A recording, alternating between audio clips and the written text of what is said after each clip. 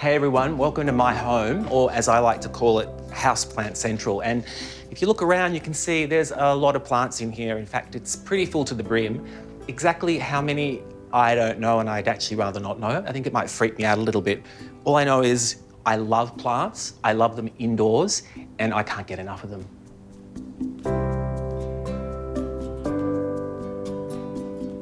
The apartment where I live is in Richmond, which is a pretty dense inner city part of Melbourne, and I don't have much outdoor space at all.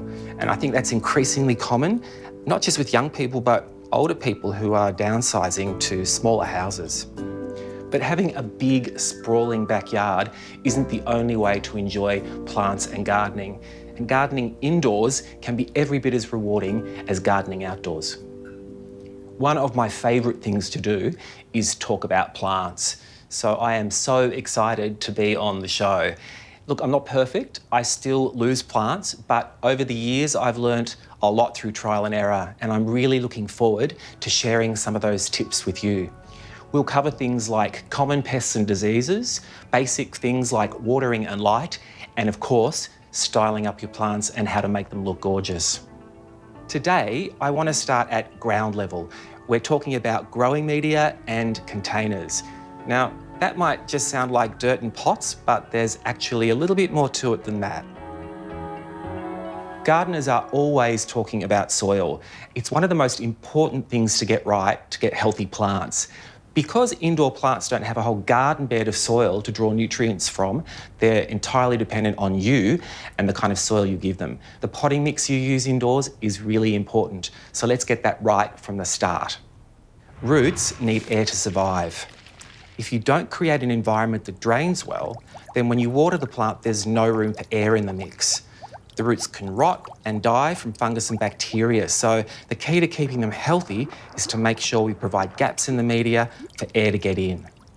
If you're an indoor gardener and you're not using perlite in your potting mixes, you really need to. It's a fantastic substance, it aerates the potting mix, and like chefs use salt and pepper, I use perlite in almost everything. It's porous, so water will cling to it, but it'll also create space for oxygen. I like to use 3 different types of potting mix for my indoor plants. It sounds a little bit complicated, but it's actually not. Basically, what we're trying to do is match a soil as close as possible to the natural environment that your houseplants grow in nature. Now, this is my core mix, which is the one I would use for the majority of my plants in my apartment, and it's basically a premium potting mix. It's really easy to identify a premium mix because it's got the Australian Premium Mix Standard label on the bag. And I tweak it by adding perlite, which is the magic ingredient we spoke about before. 20% perlite is always a good proportion. And then mix it through. This is a potting mix that I would use for things like calatheas and marantas, for example. Some plants like it really dry. I've got an amazing plant called Pachypodium geayi, which is like a cross between a cactus and a palm. It's quite an amazing creature. And for all of those kinds of plants, I use a pre-mixed cacti and succulent mix. Again, I just buy this one from my local nursery or hardware store, and it's got lots of added gravel in it, which means that the water's going to flow through really quickly, it dries out quickly and replicates those kind of arid desert conditions that those plants love. You might have noticed over the last couple of years that a certain type of plant has become really popular in the indoor plant world. They're called aroids, and that group contains plants like monsteras and philodendrons. Those plants grow up trees quite a lot in nature, and their roots are exposed to lots of air, so they need a really chunky bark mix to thrive in.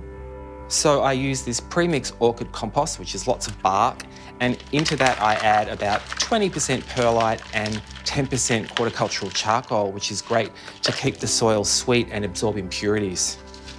Just remember with perlite, if you're not in a ventilated space, just damp it down a little bit, keeps it from getting dusty, and that charcoal just really opens up that soil.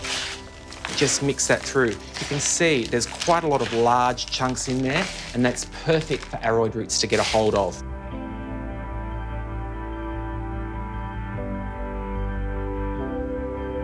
A plant can't stay in the same pot forever.